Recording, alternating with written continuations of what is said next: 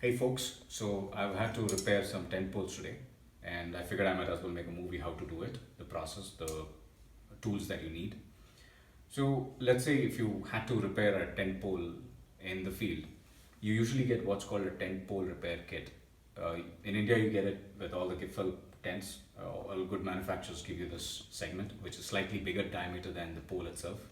So let's say this is a broken pole, right, in the field. It's broken over here, so all you have to do is slide it all over the pole, get it to the part which is affected, tape it up, and this will hold in place temporarily. Now once you are in a location where you can repair it, this fiberglass pole is what's broken, so I'm replacing it with the aluminum pole. These are DAC poles. You get them in India through Gipfel. These are some of the best poles that you can find in the world, along with a few other pole manufacturers like Yunnan and Easton. These are made from aircraft grade aluminum. They're super strong and they can last you a lifetime. The only thing that will fall apart is the rest of the tent fabric. Now, this is a middle pole with a coupler. This is the end pole. This is called an end tip. This end tip, there are different kinds of end tips, but this end tip will go into groomis.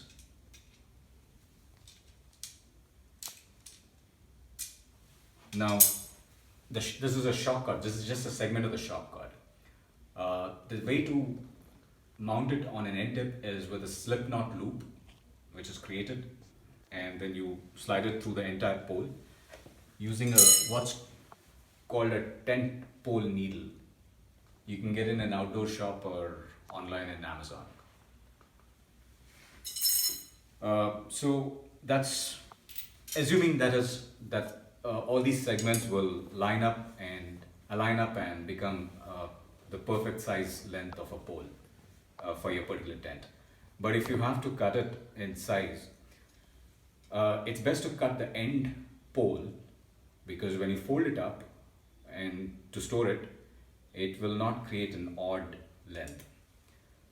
So the next step in the process is the process of cutting these end poles. So what you need are these particular tools that I've laid down here. So if you can just focus here for a bit. So I've obviously got the shock cord, spare shock cord, a saw with the right blades for the metal. You'll need a carabiner, which I'll get to later. And yeah, a multi-tool and a cutting surface. What I've done here is basically taken an old cutlery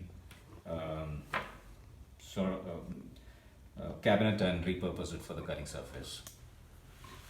So that's pretty much it. The next step, the process of the whole thing. So if you're repurposing one of the old poles, it's pretty simple to remove the end tip. All you just have to pull it out. In this case, I'll just use a plier. So there it is, out. And as you can see, I can just slide out the cord, shock cord. And that's pretty much it.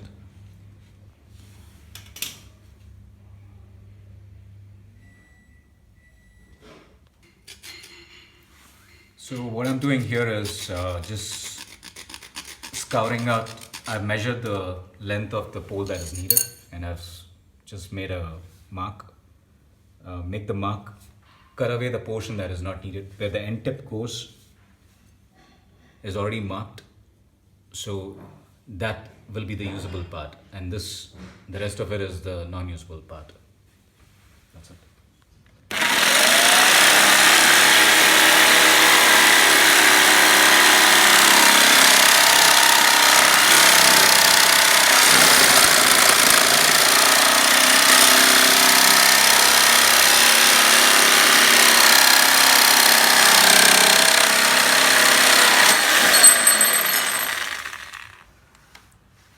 So I've cut the pole. Now I have to saw it down a bit, sand it down a bit.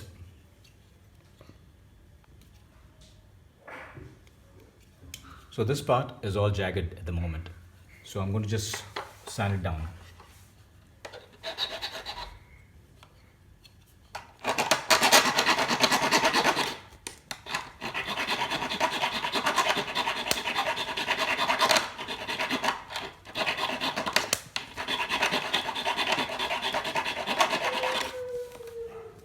That's pretty much it. So this is a little handy tip here. If you're repurposing an old pole, the old pole to add in the segments, to make sure this whole shock cord doesn't get, you don't have to thread the whole shock cord. What you can do is just put a clavich at the end of the pole where you will be adding the segments, and clip it through the carabiner. It's a bit tricky here with the shock cord.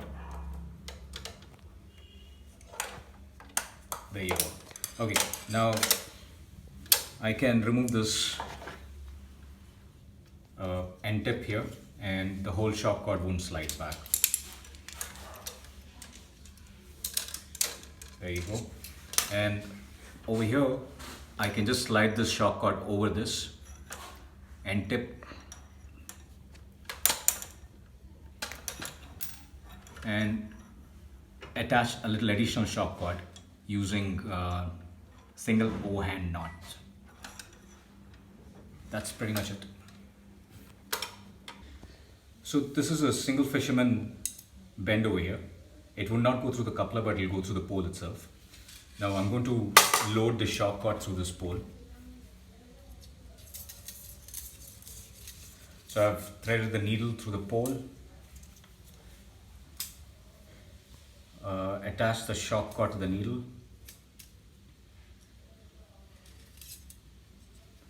and just pull it through it. Okay, that didn't.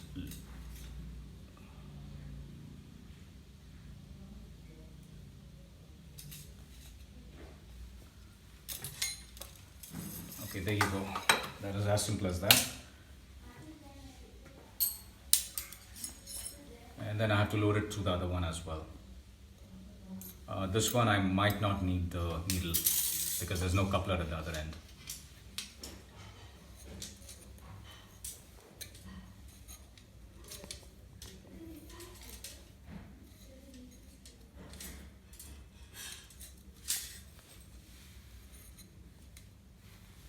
Yep. Now, yeah, this fits brilliantly over the coupler. Now I have to create a single slip knot over here. This is a tricky part.